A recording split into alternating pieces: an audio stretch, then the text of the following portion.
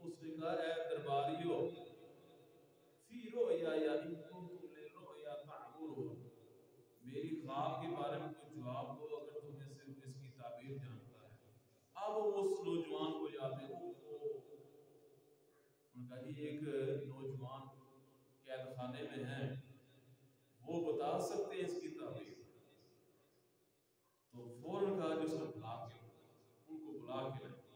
یوسف علیہ السلام تشریف لے آئے، انہوں نے تعبیر یہ بتائی کہ اے بادشاہ 7 سال آنے والے ہیں قید سالی کے، لہذا کچھ اس کا بندوبست کرو۔ کرنا یہ ہے کہ جب تم کھیتی کو کاٹو تو کھیتی کے دانے اسی گوشے کے اندر رہے، بالیاں اس کے اندر رہے، اس سے نہ نکالنا۔ اب جب اگلے 7 سال کے سالی آئیں گے تو آپ تھوڑے تھوڑے نکال کے دانے استعمال کرتے رہنا، اور اللہ کی قدرت ایسے ہی ہوا۔ اب جب قید سالی پڑی تو کنعان سے وہ بھی جو 10 نوجوان تھے ان کے بھائی، وہ بھی چلے یہ مصر میں کہ جائیں بادشاہ راشن تقسیم کر رہے ہیں۔ اب یہ پہنچے، یوسف علیہ السلام نے دیکھ لیا یہ تو میرے وہی بھائی ہیں، لیکن خاموشی اختیار کی۔ انہوں نے آگے کہا کہ ہم سید زادے ہیں، ہمیں آپ ہدیتاً دیں لیکن خیرات سمجھ کے نہ دیں ہمیں، کیونکہ ہمیں خیرات لگتی نہیں ہے، ہم سید زادے ہیں۔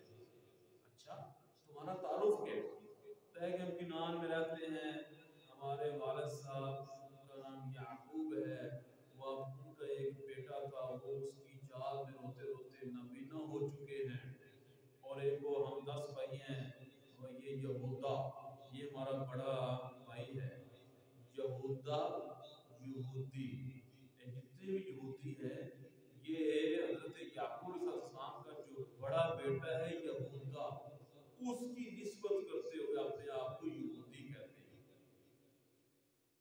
اور بنیامین ایک چھوٹا بیٹا ہے، بھائی ہے، وہ گھر میں ہے، وہ اپنے والد صاحب کو ہی ادھر پھراتا رہتا ہے ہاتھ پکڑ کے۔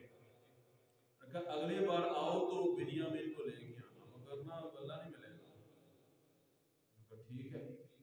وہاں پہنچے تو عرض کی ابا جان، وہ بادشاہ کہتے ہیں کہ اچھا یہاں ایک بات میں بول گیا ہوں، یوسف علیہ السلام نے جب تعبیر بتائی تو مصر کے بادشاہ نے ان کو وزیر خزانہ بنا دیا، کیونکہ آپ بہتر قسم طریقے سے چلا سکتے ہیں نظام۔ تو دیکھیے اللہ رب العزت نے کنویں سے اٹھایا اور مصر کے تخت پہ بٹھا دیا۔ ہاں جی، بس وَعِزُّ مَن تَشَاءُ وَتُذِلُّ مَن تَشَاءُ، جس کو اللہ عزتیں دے